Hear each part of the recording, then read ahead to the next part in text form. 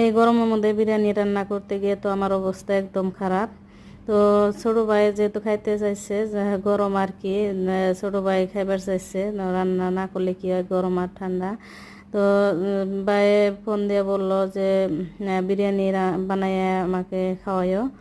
তো যার জন্য আর কি রান্না করলাম এত গরমের মধ্যেও। ভাই খাইতে চাইছে যেহেতু, রেস্টুরেন্ট থেকে কিনা খালি বলে ভালো লাগে না, তোমার হাতে বিরিয়ানি ভালো লাগে, রেস্টুরেন্ট থেকে খাইতে কিন্তু মজা লাগে না, তো তুমি বানাইলে ভালো লাগে। তো যার জন্য আর কি বানাইছিলাম। এই দেখেন, তো দেখেন বিরিয়ানিটা কীরকম হয়েছে। আসসালামু আলাইকুম, সবাই কেমন আছেন? আশা করছি যেখানে আছেন সবাই অনেক ভালো আছেন এবং সুস্থ আছেন। আলহামদুলিল্লাহ আমরাও ভালো আছি। নেহামুজ ব্লগ থেকে আরও একটা নতুন ব্লগ নিয়ে আসলাম। আশা করছি আজকের ব্লগটি ভালো লাগবে। ভালো লাগলে একটা লাইক দিয়ে পাশে থাকবেন, আর যারা আজকে আমার চ্যানেলে নতুন প্লিজ সাবস্ক্রাইব করে যাবেন। তো এখানে যে আমার ভাই আসছে, আমার চাচাতো ভাই, আমার ভাই আর একটা বাঁচতে আসছে, চাচাতো ভাইয়ের ছেলে, তো ওদেরকে আর কি খাইতে দিলাম। তো বিরিয়ানি রান্না করতে গিয়ে আজকে অনেক গরম, যেহেতু অনেক রোদ ছিল, আর রাত্রেও কিন্তু অনেক গরমে একদম আমার অবস্থা খারাপ হয়ে গেছে গা। আর এনে তো যেদিন দেখবো যে অল্প আমার কাজ বেশি থাকে, ওই দিন আর কি ও বেশি ডিস্টার্ব দেয়, বেশি দুষ্টমি করে। তো এনে অনেক করতেছিল। তো ওরা খাইয়ে দেয় যে গেতাইছে গা, ইনে এর আব্বু আসছে, ইনে এর আব্বু আর আমরাও খাইতেছি। তো ওরাও কি বাড়ির বাইরে আর কি গেছে, মোবাইল রেখে থুয়ে গেছে গা, মোবাইল চার্জ দিয়ে থুয়ে। তো আবার দেখি যে ঘুরে আসছে, তো আমি কই ওরা ঘুরে আসে কে নিগে, তো এখন দেখি যে মোবাইল রেখে গেছে গা, মোবাইল ভুলে যাবো গা দেখে এই করে নে আর কি রান্না করে নে চার্জ দিচ্ছে, তাও আর কি ভুলে গেছিল গা। তো ওরা খাইয়ে দেওয়া গেছে গা, আমরাও খাইয়ে নিলাম। তো তারপরে এই যে দেখেন কি করলাম, দুই মা ও মেয়ে মিলে আর কি সবাই এটা করতেছে, তো আমরাও করে দেখলাম পানির মধ্যে আর কি হলুদ দিয়ে। আর এটা হচ্ছে বাদের দিন সকালবেলা, তো ডাল রান্না করছি, ভাবছি যে একটা গাছে যে মরিচ ধরছে, এটাকে আমরা কামরাঙ্গা মরিচ বলি, অনেকে অনেক নামে বলে, এক জায়গায় এক নামে জানে।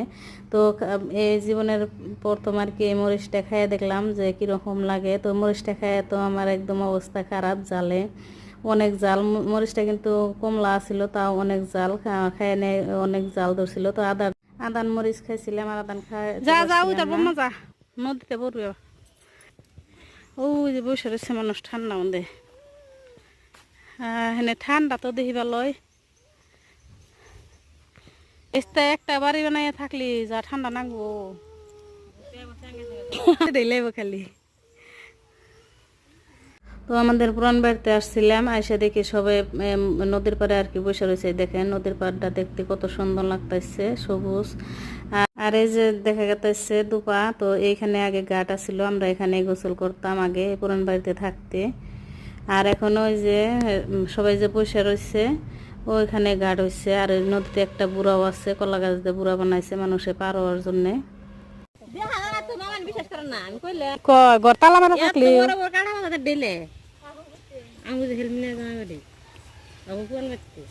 গড়তালা থাকলি।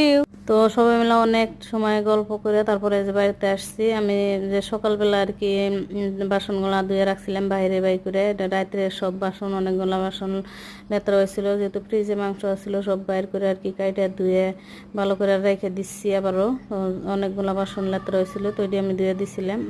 দেখি রোদ আসছে, তো এখন আমি আর কি ঘরে নিয়ে রেখে দিলাম। আর পুরান বাড়িতে গুলো এসে আমি দেখি যে আমার হাঁসের বাচ্চাগুলো আর কি দৌড়াদৌড়ি পারতেছে। তো আগে গেলাম দেখি কি হয়েছে, তো কিছু দেখলাম না। তো আমি লাঠি নিয়ে গেছি, ভাবছি যে সাপ বেরিয়েছে। তো এখন দেখি যে নেউল, তো নেউলটা আর কি যে আমার একটা হাঁসের বাচ্চা আর কি মেরে রেখে গেছে। দেখেন মাশাল্লাহ অনেক বড় বড় হয়েছে হাঁসের বাচ্চাগুলা। তো এখন আর কি একটা আড়াইছে, আবার আজকে একটা মেরে রাখছে। তো ছোট থাকতে কিছুই নাই, 15টা বাচ্চা উঠছিল, সবটি মাসাল্লাহ ছিল, মাসাল্লাহ বড় বড় হয়েছে। তো এখন কিন্তু দেখেন হারাইতেছে। তো আজকেও একটা পাইতেছি না, অনেক খারাপ লাগতেছে।